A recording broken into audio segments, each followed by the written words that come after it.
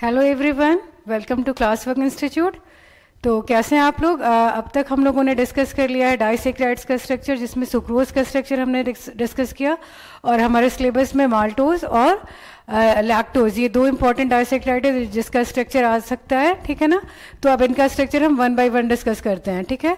तो फिर आपको वैसे ही याद रखना है कि माल्टोज जो है कौन से दो शुगर का, किस दो सिंपल शुगर का से मिल के बना है। ठीक है? कौन से दो शुगर का वो डाइसैकेराइड है। तो माल्टोज जो होता है इसमें same sugar unit alpha D glucose का दो ये डाइसैकेराइड होता है। दो बार अल्फा डी ग्लूकोज के बीच में लिंकेज होती है। ये फर्स्ट का जो कार्बन है, वो फर्स्ट जो शुगर है वो भी अल्फा डी ग्लूकोज है, सेकंड शुगर भी अल्फा डी ग्लूकोज है। ठीक है? इन दोनों के बीच में अब है कि मोनोमर्स, तो आपको पता चल गया कि दोनों monosaccharide is alpha D glucose. अब इनके बीच में लिंकेज क्या होती है, ये इंपॉर्टेंट है। ठीक है? तो ये देखो, फर्स्ट कार्बन जो फर्स्ट हमारा शुगर होता है, फर्स्ट अल्फा डी ग्लूकोज है, उसका फर्स्ट कार्बन जो एनोमेरिक कार्बन होता है, और सेकंड जो शुगर यूनिट है अल्फा डी ग्लूकोज है, उसका फोर्थ कार्बन। ठीक है? इन दोनों के बीच के, दोनों के हाइड्रोक्साइल ग्रुप के बीच में कंडेंसेशन रिएक्शन होता है, वाटर रिमूव होता है और ग्लाइकोसिडिक बॉन्ड का फॉर्मेशन होता है। ठीक है? ये हम लोगों ने बहुत बार डिस्कस कर लिया है। पता है कि इन दोनों के बीच में जब भी बॉन्ड होगा, दो मोनोमर के बीच में डाईमर बनेगा या डाइसैकेराइड बनेगा, तो वाटर रिमूव होगा, कंडेंसेशन रिएक्शन होगा, वाटर रिलीज होगा। ठीक है? तो ये देखो, दोनों में जो एनोमेरिक कार्बन है, दिस इज दी ऑल्सो, ये भी हमारा एनोमेरिक कार्बन है। ठीक है?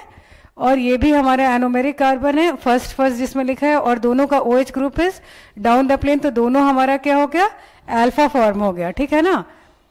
अब हमको ये इसका फर्स्ट वाले का फर्स्ट कार्बन है, फर्स्ट जो शुगर यूनिट है अल्फा डी ग्लूकोज, और सेकंड का देखो 1 2 3 4, इसका फोर्थ कार्बन, इसके फोर्थ कार्बन पे सेकंड अल्फा डी ग्लूकोज जो है, उसके फोर्थ कार्बन पे जो हाइड्रोक्साइल ग्रुप है, इन दोनों के बीच में लिंकेज फॉर्म होनी है। ठीक है ना? इन दोनों के बीच में जो है, ये दोनों के बीच में रिएक्शन होगा। तो भी देखो कैसे रिएक्शन होगा। देखो, इसका OH ग्रुप, ठीक है, सॉरी, एक से इसमें सिर्फ ये रह जाता है, हमारा ऑक्सीजन रह जाता है ना, और वाटर रिमूव हो जाता है। ठीक है? वाटर, इन दोनों के रिएक्शन से क्या हो रहा है, वाटर का रिमूवल हो रहा है, और अब जो बॉन्ड बनेगा बीच में सिर्फ ऑक्सीजन रह जाएगा, जिसको हम लोग ग्लाइकोसिडिक बॉन्ड कहते हैं। वो बॉन्ड पे बना करके देख लेते हैं कैसे बनता है। ठीक है ना? इसको रिमूव कर लेते हैं पहले। अब हाइड्रोजन देने की जरूरत नहीं, वो अंडरस्टूड है कि वहां पे हाइड्रोजन है, कुछ नहीं लिखा है तो हाइड्रोजन है। अब ये देखो, बस ये बहुत सिंपल है ना? तो ये इसको अब लिखेंगे कैसे? किसी भी बॉन्ड को हम लोग लिखते हैं ऐसे हैं कि जो फर्स्ट शुगर है ना, वो जो फर्स्ट यूनिट है, उसको, उसका एनोमर देखते हैं कि क्या है। तो ये अल्फा एनोमर है, इसका फर्स्ट कार्बन कौन सा है जो ग्लाइकोसिडिक लिंकेज के बीच में इन्वॉल्व है, तो ये हमारा फर्स्ट कार्बन है। सेकंड का भी देखो एनोमर अल्फा ही है, लेकिन इसका जो कार्बन है वो 4 है। ठीक है ना? तो इसको हम लोग अल्फा 1,4 ग्लाइकोसिडिक बॉन्ड कहते हैं। ठीक है? कौन सा बॉन्ड बना? Alpha 1,4 glycosidic bond. ठीक है ना? तो ये बहुत इजीली हमने देख लिया कि कैसे माल्टोज शुगर का फॉर्मेशन होता है, जिसमें सिर्फ आपको अल्फा डी ग्लूकोज का हैवर्थ प्रोजेक्शन अच्छे से लिखने आना चाहिए, जो हम लोगों ने बहुत सिंपल स्टेप बाय स्टेप पहले हम लोग डिस्कस कर चुके हैं, और इसको आप प्रैक्टिस करते रहिए। ठीक है ना? और अब ये लैक्टोज का स्ट्रक्चर हम लोग देखेंगे। तो इसमें जो मोनोमर है, एक जो है वो बीटा डी गैलेक्टोज होता है, फर्स्ट जो शुगर यूनिट है, और जो दूसरी शुगर यूनिट है ये अल्फा डी ग्लूकोज होता है। ठीक है? तो इन दोनों का स्ट्रक्चर बिल्कुल सेम होता है, सिर्फ जो बीटा डी ग्लूकोज है वो क्या होगा, वो हमारा C4 एपीमर होगा, मतलब फोर्थ कार्बन पे इन दोनों का कॉन्फ़िगरेशन डिफरेंट होगा। यहाँ पे देखो OH group down the plane है, और यहाँ पे OH group up the plane है, क्योंकि ये दोनों क्या है, ये दोनों C4 एपीमर्स हैं। अब इन दोनों के बीच में देखो लिंकेज किधर किधर होनी है।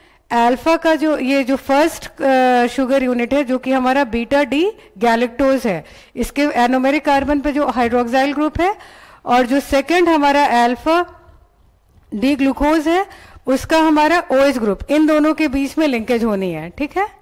इन दोनों के बीच में ग्लाइकोसिडिक बॉन्ड का फॉर्मेशन होगा। तो ये अभी यहाँ से हटा लेते हैं। अब ये देखो कैसे होगा, यहाँ पे ऐसे ये बॉन्ड का फॉर्मेशन होगा। दूसरा कलर ले लेते हैं ना, ज़्यादा क्लियरली विजिबल है। ये देखो, ऐसे करके बॉन्ड का फॉर्मेशन होगा, ठीक है। और अब जो बॉन्ड बनेगा वो कौन सा बॉन्ड बनेगा? ये बॉन्ड हमारा, देखो ये कितना इजी है, कितने आसानी से आप लोग इसको बना लेंगे एग्जाम में। ऐसे करके ये बॉन्ड बन जाएगा, ठीक है ना। तो ये कौन सा हो गया? बीटा 1,4 है ना, बीटा 1,4। और कौन सा? Glycosidic bond.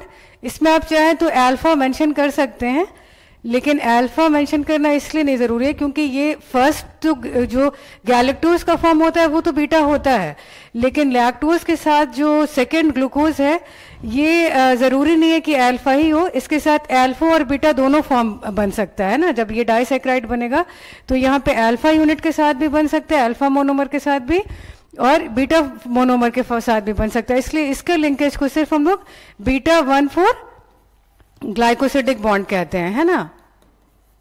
ये कौन सा हो जाएगा? बीटा 1,4 ग्लाइकोसिडिक बॉन्ड, ठीक है। तो ये देखा कितना स्टेप बाय स्टेप सारा, जहाँ जहाँ पे आप लोगों को कन्फ्यूजन है वो सारा कन्फ्यूजन दूर करके बहुत आसानी से मैंने बताया है आपको।